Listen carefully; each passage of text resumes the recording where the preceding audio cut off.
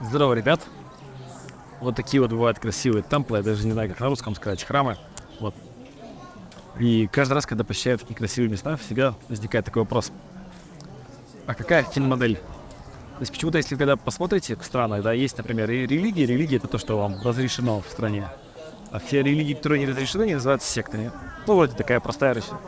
Легализовали религию, то есть то же самое христианство у нас будет религия, а где в другой стране это будет секта, или там наоборот. Вот. То есть государство просто разрешает. И вот почему, например, каждая церковь — это же там отдельная, так, в кадастре там отдельное число, да, то есть отдельная земля, отдельное здание кому-то принадлежит. Они множатся, эти церкви, там, храмы, костелы, мечети. Попробуй построить у себя на земле, на своей собственной земле, какую-нибудь мечеть, которая будет больше минаретов, тебе разрешено. Тебя сразу там, не знаю. Еще раз, я не хочу сейчас какие-то теории заговора, просто говорю, попробуйте поинтересуйтесь этой ситуацией, там, зарплатами, тому, как платятся налоги церкви, обычно они отчитываются о доходах, а расходах не отчитываются. Хотя в разных странах, конечно же, разное законодательство, но принцип такой, что вот, посмотрите хороший фильм «Как человек слился с Богом» 2001 года, прям вот хорошо на место все это ставит. И, конечно же, церкви, костелы, храмы, мечети и так далее, святые места, они остаются сотнями лет, а часто тысячелетиями. И вопрос почему? И я бы на вашем месте рекомендовал на этот вопрос самим начать копать, а также еще поинтересовался, у кого больше всего недвижимого имущества в мире. Ну, как бы там, знаете, там компании там банкротируют, когда-то там всякое такое, а вот золото и недвижимое имущество почему-то остается. И, естественно, у кого-то оно копится очень так количественно и обсчитываемо, я даже сказал. Я бы, на самом деле, рекомендовал вам поинтересоваться, у кого больше всего недвижимого имущества и такого, не бумажных денежек там на счете, а именно золотых запасов. Вот. Вот так вот. Просто каждый раз, когда смотрите на такую красоту, которой, конечно, можно восхищаться, конечно, это куча энергии там и куча всего, но всегда вот, попытайтесь подумать, а какая бизнес-модель? Просто для общего развития, скажем так, поинтересоваться, найти свой путь. Конечно, вы найдете в каждой стране есть куча статей, там, сколько там, не знаю, там, имущества там у такой-то церкви или у такой-то. Ну, конечно, официально, неофициально. Но просто, как говорится, сделайте свою личную, investigation, свое личное расследование и интересуйтесь, почему, эти церкви такие красивые и стоят они там сотнями, многие тысячами лет.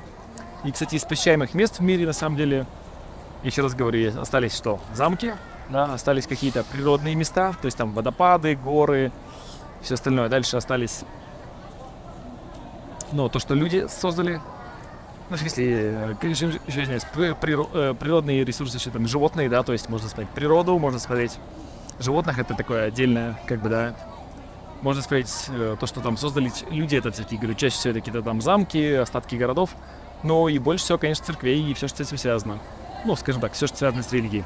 И вопрос, почему? Конечно, это красиво, интересно, туристов привлекает. Вопрос, почему они остаются?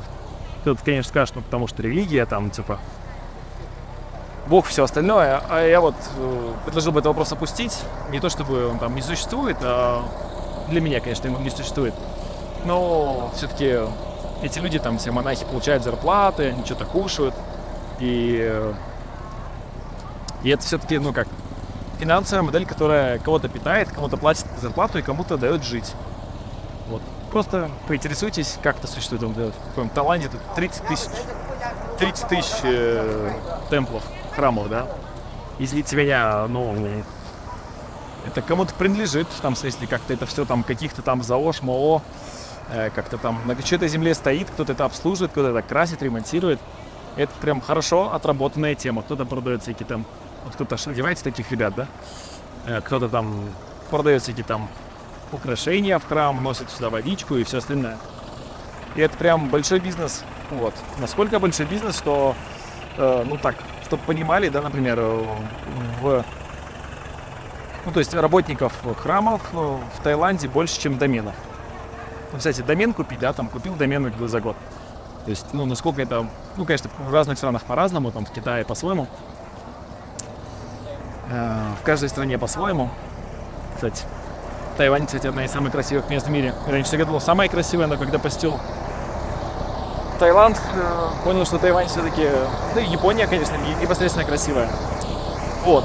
Вот так вот просто делайте свое собственное расследование, интересуйтесь, и вы будете прям шокированы тому, каким количеством денег руководит все это, и какие интересные законы, кто как платит налоги. Вот. Вот так вот. Еще раз, мое видео не стимулирует там что-то делать или не делать, а как минимум просто поинтересоваться. Удачки, вот это красивая такая голубенькая церквушка. Вот. А их сегодня я же смотрел целую кучу. Они всякие беленькие, золотые там и, в общем, все остальное. Удачки и до скорого.